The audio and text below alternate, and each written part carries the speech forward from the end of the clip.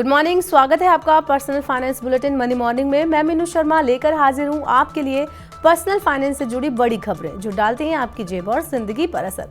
तो चलिए शुरू करते हैं आज का ये खबरों का सफर। नासिक मंडी में गुरुवार से प्याज की नीलामी फिर से शुरू होगी। प्याज कारोबारियों ने अपना विरोध प्रदर्शन वापस लेने का फैसला किया है। सरकार ने घरेलू बाजार में प्याज की उपलब्धता सुनिश्चित करने के लिए इसके निर्यात पर 40% शुल्क लगाने की घोषणा की है। प्याज व्यापारी इसका विरोध कर रहे हैं। त्योहार से पहले टमाटर की तरह प्याज महंगा ना हो, इसलिए सरकार ने इसके निर्यात को रोकने के लिए कदम उठाया है।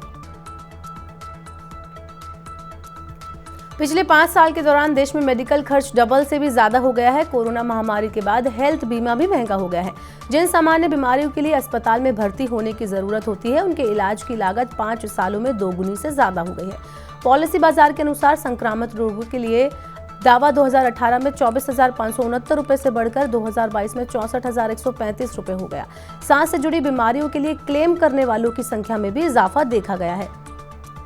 महंगा हो सकता है म्यूचुअल फंड के डायरेक्ट प्लान में निवेश करना। सेबी म्यूचुअल फंड कंपनियों को डायरेक्ट प्लान के लिए ज्यादा एक्सपेंस चार्ज करने की मंजूरी दे सकता है। सेबी इस पर विचार कर रहा है। म्यूचुअल फंड प्लान 2 तरह के होते हैं, एक डायरेक्ट और दूसरा रेगुलर प्लान।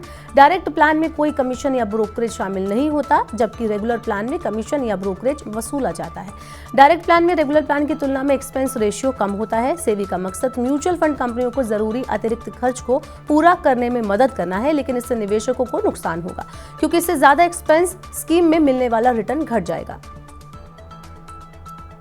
केवाईसी के लिए अब आपको बैंक ब्रांच जाने की जरूरत नहीं होगी। बैंक ऑफ बड़ौदा ने वीडियो री केवाईसी सेवा शुरू की है। इसमें ग्राहकों को केवाईसी पूरा करने के लिए एक वैकल्पिक सुविधा मिलेगी। पहले चरण में ग्राहकों को बैंक की वेबसाइट पर जाकर री केवाईसी के लिए अपना आवेदन करना होगा। ऑनलाइन आवेदन जमा होने के बाद बैंक का कर्मचारी वीडियो कॉल करके केवाईसी प्रक्रिया को पूरा करेगा। वीडियो कॉल पूरा होने के साथ ही बैंक के रिकॉर्ड में ग्राहक से संबंधित जानकारी अपडेट हो जाएगी। इस बार त्योहारी सीजन में चीनी महंगी नहीं बिकेगी। सरकार ने चीनी मिलों को पहले से आवंटित 23.5 लाख टन कोटा के अलावा इस महीने बिक्री के लिए 2 लाख टन चीनी का अतिरिक्त कोटा जारी किया है। इस कदम का उद्देश्य त्योहारी मौसम में घरेलू आपूर्ति बढ़ाने के साथ साथ कीमतों को नियंत्रण में रखना है। ओणम, रक्षाबंधन और कृष्ण जन्माष्टमी आदि त्योहारों में चीनी का मजबूत मांग को ध्यान में रखते हुए अगस्त 2023 महीने के लिए 2 लाख टन का अतिरिक्त कोटा आवंटित किया गया है। दिल्ली में घर खरीदने वालों की शिकायतों का होगा अब जल्दी ही समाधान। दिल्ली रेरा ने राजधानी में सक्रिय रियल एस्टेट डेवलपर्स और बिल्डर्स को परियोजना के लिए आवंटी शिकायत प्रकोष्ठ बनाने का निर्देश दिया है। आवंटियों की शिकायतों को दूर करने के लिए प्रकोष्ठ का एक टेलीफोन नंबर होगा। बिल्डर और डेवलपर्स को रेरा पंजीकरण संख्या, पता, नाम और इस प्रकोष्ठ के प्रभारी अधिकारी का फोन नंबर निर्माण स्थल पर प्रदर्शित करना होगा। नियमों का पालन नहीं करने वाले पर भारी जुर्माना लगाया जाएगा। खाद्य पदार्थों की कीमतों में उतार चढ़ाव आगे भी बने रहने की संभावना है। वित्त मंत्रालय का कहना है कि सरकार के एहतियाती कदम और ताजा फसलों की आवक से कीमतें कम होंगी। हालांकि वैश्विक अनिश्चितता और घरेलू व्यवधान आगामी महीने में महंगाई के दबाव को बढ़ा सकते हैं। आगे घरेलू खपत और निवेश मांग से वृद्धि जारी रहने की उम्मीद है। अनाज, दालों और सब्जियों की कीमतों में जुलाई में पिछले साल की इसी अवधि की तुलना में दोहरे अंक में वृद्धि देखी गई है।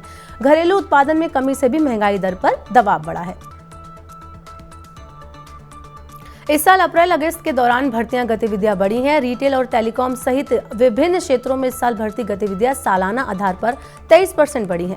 त्योहारी मौसम को देखते हुए मांग में सुधार हुआ है। उत्पादन प्रशिक्षु, शाखा संबंध कार्यकारी, संग्रह अधिकारी, व्यवसाय विकास कार्यकारी, ब्रॉडबैंड बिक्री कार्यकारी, वेयरहाउस कर्मचारी और ग्राहक संबंध अधिकारी जैसी भूमिकाओं के लिए मांग बढ़ी है।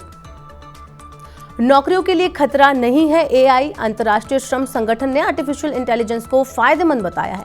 संगठन का कहना है कि एआई नौकरियां खत्म करने के बजाय कुछ कामों में मदद कर सकता है। ऐसे में एआई की वजह से नौकरियों के खत्म होने की बजाय नौकरियों के बढ़ने की संभावना बढ़ जाएगी। नेस्कॉम ने कहा है कि जनरेटिव आर्टिफिशियल इंटेलिजेंस का देश में नौकरियों पर पड़ने वाला असर अब तक साफ नहीं है। एआई नौकरियां कम करने के बजाय भूमिकाओं में बदलाव लाएगा। होम लोन पर ऊंची ब्याज दर से मिल सकती है आपको राहत। उद्योग निकाय PHDCCI ने रियल एस्टेट, बैंकिंग और विदेशी व्यापार से जुड़ी अपनी सिफारिशें आरबीआई को सौंपी है। वैश्विक आर्थिक चुनौतियों के बीच वृद्धि को प्रोत्साहित करने के लिए रियल एस्टेट के लिए ब्याज दरों को कम करने की अपील की गई है। PHDCCI का कहना है कि कम ब्याज दरों से निवेश को बढ़ावा मिलेगा, खपत बढ़ेगी, प्रतिस्पर्धा बेहतर बनेगी और मंदी का सामना कर रहे उद्योगों को इससे मदद मिलेगी।